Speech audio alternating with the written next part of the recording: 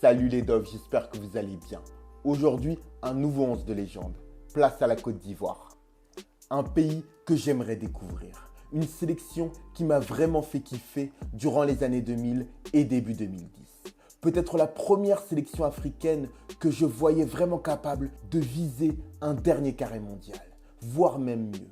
Un potentiel d'individualité incroyable. Mais un collectif, peut-être un mental, des guerres d'ego qui n'ont pas permis aux éléphants de barrir sur le toit du monde. Bref, pour ce 11 de légende, je ne choisis pas forcément les meilleurs. J'espère que c'est clair, net et précis. Gestes, style, souvenirs, allures, détails peuvent me faire choisir un joueur plutôt qu'un autre. Enfin, comme d'habitude, il n'y a que des footballeurs que j'ai vus jouer. Maintenant que les règles sont claires, on va pouvoir y aller. N'hésitez pas à me donner votre joueur ivoirien dans les commentaires. Et pour les plus courageux, j'attends votre 11. Pour mon système, 4-4-2 à plat, classique à l'ancienne. Pour me suivre, vous avez les réseaux sociaux, Instagram, Dove de Foot, Facebook, Dove de Foot, Twitter, Flavbory. Avant de commencer, je tenais à vous dire que j'ai les frissons déjà d'avance parce que l'équipe de la Côte d'Ivoire, c'est Joga Bonito. J'espère que vous êtes prêts les Doves. Allez, c'est parti.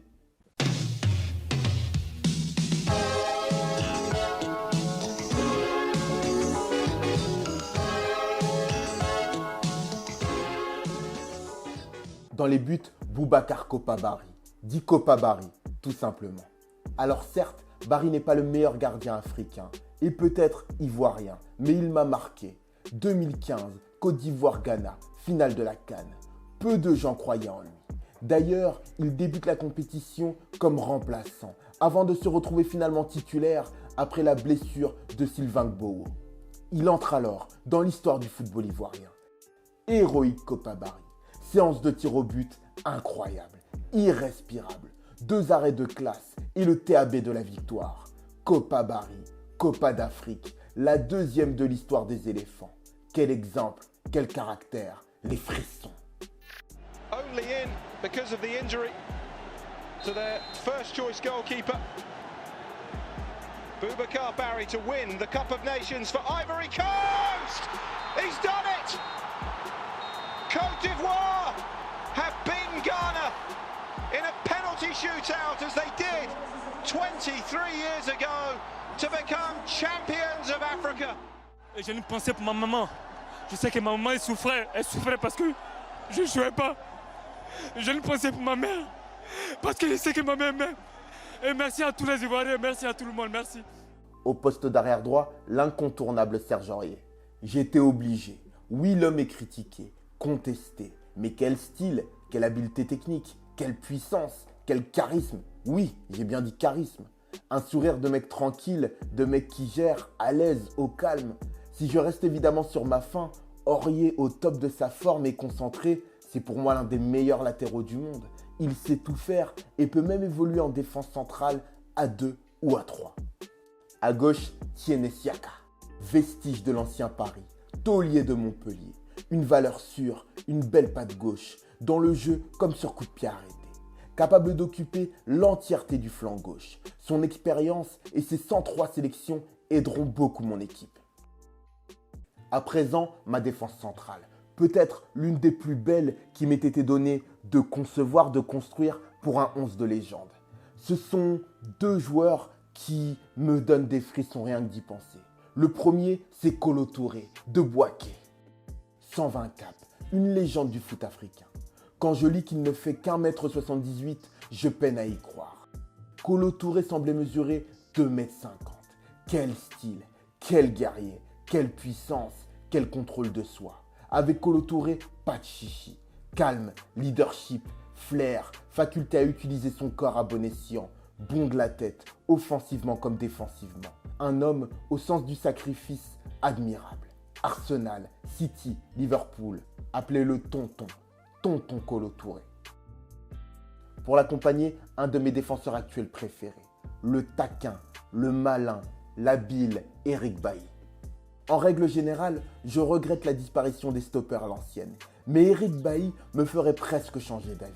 Il a tout du footballeur moderne, du défenseur de 2020. Il est l'un des stoppers les plus à l'aise avec le ballon qu'il m'ait été donné de voir. Une décontraction qui frôle parfois la nonchalance. Mais je l'aime ainsi. Sans ce style, sans ce côté provoque, spectaculaire, tranchant, cette autorité parfois exagérée pour marquer son territoire, les esprits déstabilisés, sans cette volonté d'étaler sa classe, sa technique, rappelant qu'il n'est pas là que pour détruire, mais qu'il peut tout aussi bien monter, construire, créer, éliminer. Sans tout cela, Eric Bailly ne serait pas Eric Bertrand Bailly. On va passer à mon milieu de terrain. Sur le flanc droit, limpide, logique, Emmanuel Eboué. Comme tout le monde, j'ai été marqué par son après-carrière. Mais quand je pense à Emmanuel Eboué, je vois Arsenal. Pas celui des Invincibles, mais celui qui a tout de même atteint la finale de la Ligue des Champions 2006. Emmanuel Eboué, un joueur capable de supporter la pression. Calme, concentré, polyvalent, altruiste, fiable, efficace. Une très belle qualité de passe, de centre, de débordement, de percussion. Très facile de combiner avec lui. Tu aurais presque envie de le sous-estimer, de le considérer comme un joueur de complément. Erreur, il peut t'éliminer en un clin d'œil et te démontrer toute sa classe. Emmanuel Eboué à droite, il me faut un dribbleur, un joueur plus offensif à gauche. Qui de mieux que Gervinho pour occuper ce poste? È partito Gervinho inseguito, non lo prendono, Gervinho ancora centralmente, c'è Inglese alla sua sinistra, Gervinho vuole passare, Gervinho fino in fondo, Gervinho! Tutti in piedi a Maldini, un gol fantastico di Gervinho! Gervais Yao Kwasi di Gervinho, le Brésilien ivoirien. Ça me ramène à mon enfance, à cette équipe de malades du Mans, du MUC 72, qui a fait vibrer toute la France avec son maillot moulant, rouge, logo fermier de Loué sur le torse. Qui aurait cru, malgré toutes ces belles dispositions, qu'il irait si haut, si loin, qu'il serait si fort, autant respecté dans le monde du football. Le pire, c'est qu'il n'a presque pas changé. Toujours dribbleur, provocateur, rapide, tonique, toujours ses rastas, le même rasage. Champion de France avec Lille, puis en route pour Arsenal, l'AS Rome, Parme, respect. Dans l'axe, une paire de joueurs de classe, de très grande classe. Je ne me risquerai pas de leur faire l'affront de les appeler tonton. Je vais me contenter de messieurs. Le premier, Yaya Touré. Que dire? L'un des meilleurs milieux de terrain, si ce n'est le meilleur milieu de terrain africain qu'il m'ait été donné de voir jouer. Excellent comme défenseur central également. Yaya Touré, tellement fort que je ne connais même pas son meilleur poste. Un surdoué que j'ai vu débarquer de l'Olympiakos à Monaco pour se balader en tant que numéro 10. Mais quand je vous dis tranquillement, c'était tranquillement. 30 petits matchs et bonjour le Barça, le grand FC Barcelone. Là-bas, je l'ai vu jouer 6. Alors évidemment, il était excellent dans ce registre. Mais je suis resté sur ma faim de ne pas l'avoir vu exprimer toutes ses qualités offensives. Ensuite, City, l'apogée, élu meilleur joueur africain à 4 reprises. Yaya Touré a tout gagné, excepté la Coupe du Monde et le Ballon d'Or. C'est le relayeur, le box-to-box, le taulier, l'un des meilleurs du monde. Mais les classes, tranquillité, efficacité et vision du jeu, savoir jouer simple, alors qu'on a toutes les qualités pour tricoter, Monsieur Yaya Touré. Vous me connaissez les dofs, je subis rarement de pression, mais j'ai comme été envoûté, marabouté. J'ai été obligé de titulariser Didier Maestro Zokora. Il ne m'a pas énormément marqué. Je l'ai essentiellement connu à Saint-Étienne, où il était respecté, un taulier, un récupérateur solide, efficace, capable de bien relancer. Mais j'ai été tellement choqué par les dires de ceux qui l'ont connu plus jeune à l'ASEC Mimosa, le décrivant comme l'un, si ce n'est le plus doué de sa génération, que je me suis plié comme un petit frère, écoutant les récits des grands. Impossible de ne pas mettre Didier Zokora titulaire. Il me reste 2 attaquants. Mon premier me renvoie directement à mon enfance. Montpellier, l'OM. Et quel OM? Pas forcément par le jeu, mais un OM qui, par son aura, je dis même pas régnait, mais brillait dans le championnat de France. Et j'en ai des frissons parce que les matchs de l'OM à cette époque-là sur Canal, c'était vraiment quelque chose attendu comme un spectacle. Mon premier attaquant est Ibrahima Bakayoko. J'en ai des frissons, je le répète encore et toujours, si vous le voyez à la loupe, mes poils se hérissent. Ah, que dire, Bakayoko c'était Montpellier d'abord, chouchou de la Mosson, puis l'OM. Un OM comme j'ai dit, particulièrement stylé. Pas sur le terrain, mais ne serait-ce que par son aura. Le club faisait alors rêver une grande majorité des joueurs de première division, malgré le manque de résultats et un certain désordre ambiant. Je sais que les supporters de l'OM en gardent un souvenir mitigé, mais moi, qui n'ai pas fan du club, qui n'a pas suivi tous les matchs, quand je pense Bakayoko, un sourire apparaît sur mon visage.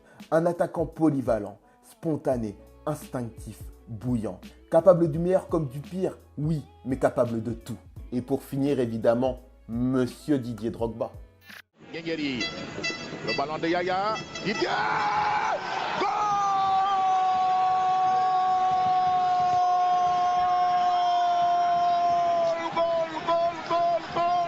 Didier Drogba, quelle puissance, oh, the believe Didier, superbe but.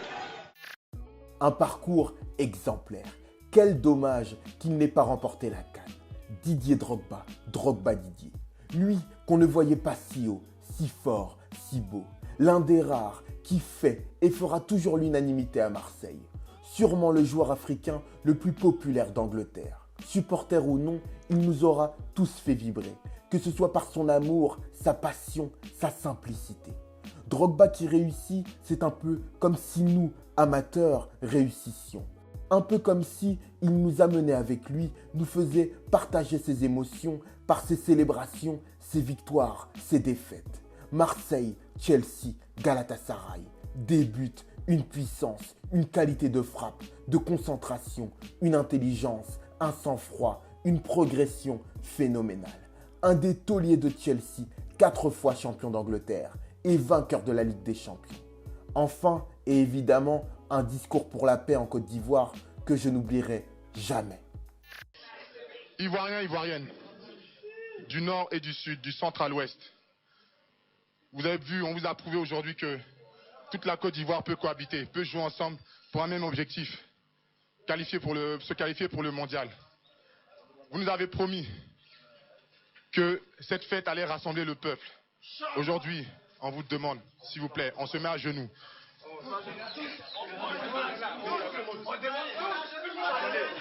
Pardonnez. Pardonnez. Pardonnez. Le seul pays de l'Afrique qui a toutes ses richesses ne peut pas sombrer dans la guerre comme ça. S'il vous plaît, déposez tous les armes. Faites les élections, organisez les élections et tout ira du mieux. On veut s'amuser. Arrêtez vos fusils là. On veut s'amuser. Arrêtez vos fusils là. C'en est tout pour cette vidéo les dofs. N'hésitez pas à me donner votre 11 de légende dans les commentaires.